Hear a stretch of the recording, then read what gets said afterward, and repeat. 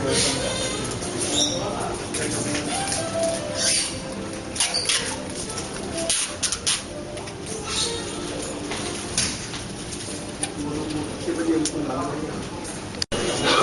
afternoon, ladies and gentlemen.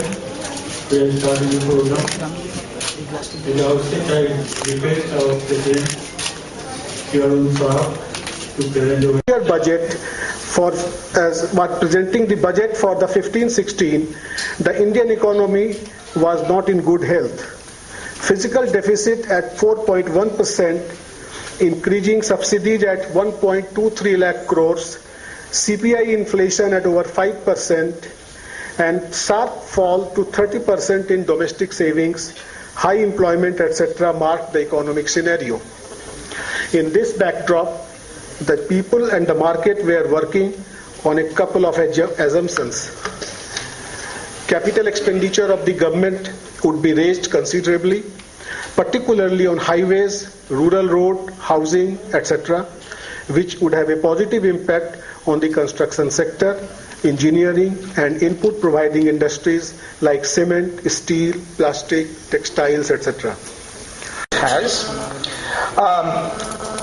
Basically, in any budget, from an economist standpoint, there are two broad groups of suggestions that we look forward to. One is regarding the growth-oriented policies.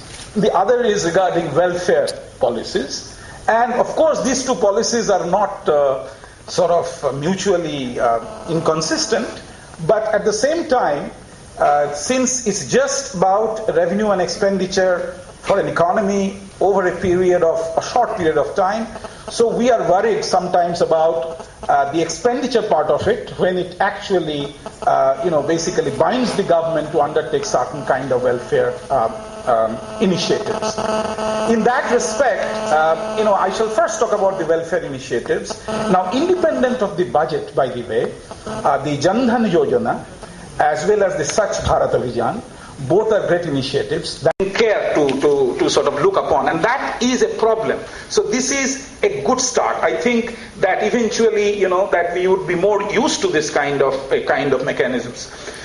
There's another interesting problem, which I don't call it sort of a welfare program, which I don't call it a welfareist program, but it has got a which the government is supposed to present to Parliament every year.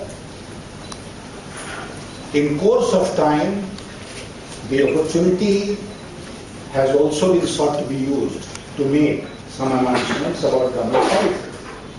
That is all the budget is. The budget is neither the beginning of economic policy nor the end of economic policy making. And especially for a government which is working on the 24/7, 365 days a year basis, we cannot say that at 1 o'clock on the 28th of February, economic policy making ended and that there will be no further progress as far as economic policy making is concerned.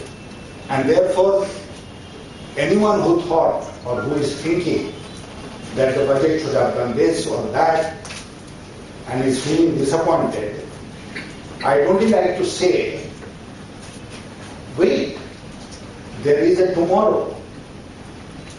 There are many more things which are going to come out of this budget, beyond this budget, outside of this budget. So this is the first point that I would like to make. I would also like to say, right in the beginning, that despite the fact that I belong to the party which is in government today, and I have the additional disclaimer to make that my son is in the finance ministry, still I try to be as objective as I can be about the budget. Everyone looks for something in the budget for himself, herself, or the class of people that person belongs to. In Mumbai, I was told that the entertainment industry was sorely disappointed because the budget had nothing to do with, said nothing about the entertainment industry. Then I started looking at various industries. Maybe the dairy industry was disappointed because there is no mention of dairy industry. There will be any number of industries which have not been mentioned in the budget because we want to mention everything about every industry and agriculture and every economic pursuit in the budget. The speech will not end in 2 hours, neither in 2 days. It will just go on and on. And you have to have a series of finance ministers who will come and read parts of their speech.